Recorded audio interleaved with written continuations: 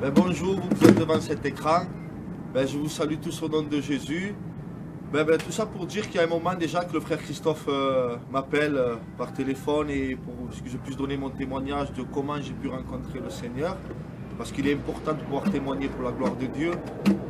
Et puis j'ai jamais eu le temps et vu qu'on grave ce fameux CD, aujourd'hui le frère Christophe profite, il me presse comme un citron, il me fait un peu témoigner, il me fait un peu participer pour son site Chrétien au quotidien, que j'encourage vivement tous ceux qui regardent ce site de pouvoir suivre ce qui se passe dans ce quotidien, dans ce site, parce que c'est très important. Voilà. On va rester dans la continuité du témoignage des guérisons, parce que Dieu se sert de tout pour pouvoir gagner ta vie. Moi, je viens d'une famille catholique traditionnelle. J'ai grandi là-dedans jusqu'à l'âge de 27 ans, parce que j'en ai 33 aujourd'hui. Et puis, tout allait bien. Vous savez, ce monde me donnait ce que j'avais besoin. J'avais le boulot, j'avais pas beaucoup d'argent, mais j'avais de l'argent, je voyageais, ma famille était en santé. Et puis un jour, à 26 ans, j'ai rencontré ma femme et puis on s'est mariés. C'était tout le contraire de ce que j'étais. Moi, je ne croyais pas en Dieu, je ne pratiquais rien du tout, je croyais en rien. Je croyais en ce que j'étais, un mec débrouillard qui aimait travailler, qui gagnait son argent. Et puis ma femme, c'était une fille de pasteur et toute sa famille convertie depuis des années. Et puis un jour, on était mariés et tout ça. Et pour lui faire plaisir, j'allais un peu à la réunion de temps en temps pour lui faire plaisir et tout. Et je commençais à comprendre ce qu'était un peu le Seigneur. Mais pour être franc avec vous, je le dis à ma honte, c'est pas pour autant que j'avais donné mon cœur à Jésus. Et puis un jour est arrivée la maladie dans ma famille. J'ai ma soeur aînée.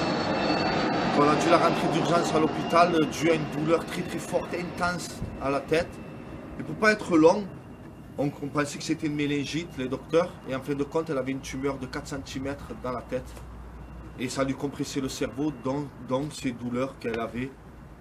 Et puis on la garde dans une chambre et puis là, les églises se mettent à prier pour elle, parce que ma femme avait fait passer le mot.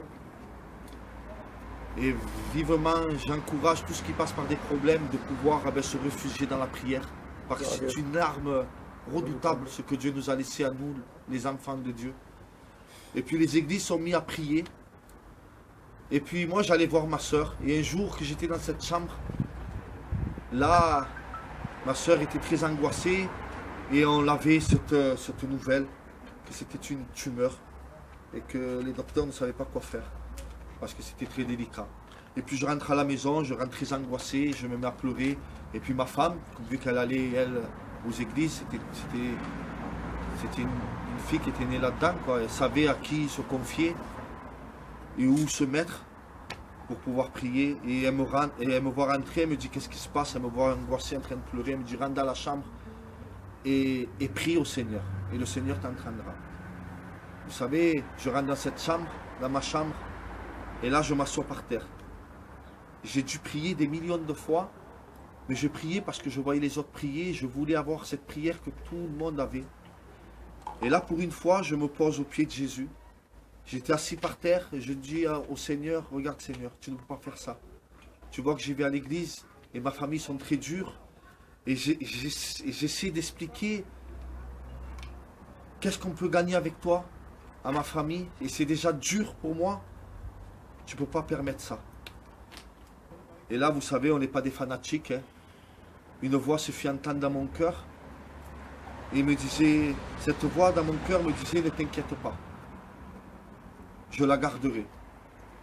Et là, dès que la voix s'arrête de parler dans mon cœur, un poids sort de moi.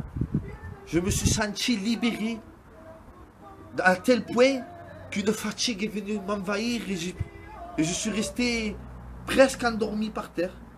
C'est pas le détail qu'il faut, c'est pas le détail qui va faire ma conversion, mais c'est un détail que l'année matin j'ai pu aller à l'église, à l'hôpital voir ma soeur. Et puis j'ai pu lui témoigner de ce que Jésus m'avait dit. Et ma soeur l'avait reçu. Elle me disait, c'est vrai, le Seigneur a pu te dire ça. Le Seigneur a dit qu'il allait te garder. Là, la porte de la chambre s'ouvre, les docteurs rentrent et la prennent d'urgence parce que cette tumeur, elle était enflammée, elle allait exploser dans sa tête. Ce qu'avaient dit les docteurs, alors ils devaient vite la rentrer au bloc. L'opération a duré toute la journée. Quand le docteur sort de la salle d'opération, il nous dit que ça s'est très bien passé, mais qu'il ne comprenait pas, parce que cette tumeur qui était enflammée était dure comme de la pierre. Ils ont dû l'enlever en morceaux. Par morceaux, ils ont dû l'extraire de la tête. Et puis il nous a dit, mais la mauvaise nouvelle, c'est qu'elle sera aveugle et paralysée. Et elle n'aura pas sa tête. Un légume. Excusez-moi pour l'expression, mais ça allait être un légume. Et puis là, ben, dans mon cœur, j'avais cette assurance que le Seigneur m'avait dit qu'il a gardé. Alors j'ai gardé cette assurance à moi. J'ai dit, non, non, le Seigneur a dit, j'attrape ma mère. J'ai dit, ne panique pas. Le Seigneur a dit qu'il allait la garder.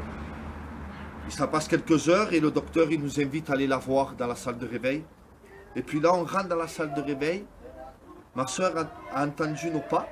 Elle a tourné la tête. Elle nous a reconnus. Elle a reconnu ma mère. Donc elle n'avait pas perdu la tête ni la vue. Et puis là, elle avait demandé pour ses enfants, si ses enfants avaient mangé. Elle avait déjà la notion du temps et elle n'avait pas perdu ses facultés. Certes, elle était paralysée d'un côté, mais pas comme les docteurs avaient dit, c'était juste d'un côté. Et ils avaient dit que ça allait mettre 2 ans pour qu'elle puisse retrouver un petit peu de ses facultés. Et puis ça a mis 1 mois. On l'a rentrée dans un centre spécialisé. 1 mois après, ma soeur a marché. 1 mois après, ma soeur a pu attraper des objets. On l'a fait sortir au bout d'1 mois et aujourd'hui elle est chez elle. Et puis aujourd'hui elle s'occupe de ses enfants. Certes, la guérison ne l'a pas permis qu'elle a rencontré le Seigneur. Mais c'est pour ça qu'aujourd'hui je peux te dire ces quelques mots maintenant. L'important, je ne la donne pas la guérison de ma soeur. Parce que c'est à travers cette guérison que j'ai pu rencontrer le Maître aujourd'hui. Et je donne gloire et grâce au Seigneur. Parce qu'aujourd'hui ma vie est transformée. Aujourd'hui, je confie en lui. Je passe par des problèmes énorme parce que les enfants de Dieu doivent passer par le problème. Mais on ne le passe pas tout seul, on le passe avec Jésus. Alors toi que tu passes par des problèmes, je t'invite vivement de pouvoir te mettre à genoux et de demander et implorer au Seigneur qui vienne t'aider. Et c'est celui-là qui viendra t'aider, c'est Jésus-Christ. Voilà, que Dieu te bénisse.